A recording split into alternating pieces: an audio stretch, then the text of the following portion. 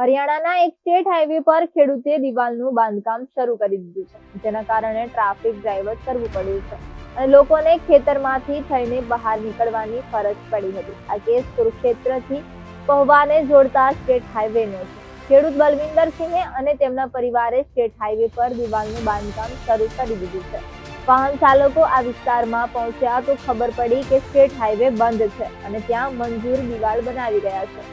દિવાલ બનાવવાનું કામ શરૂ કરનાર લોકોએ યાત્રીઓને જણાવ્યું હતું કે આ જમીન અમારી છે અને જો તમારે આગળ જવું હોય તો ખેતરમાંથી થઈને જવું પડશે.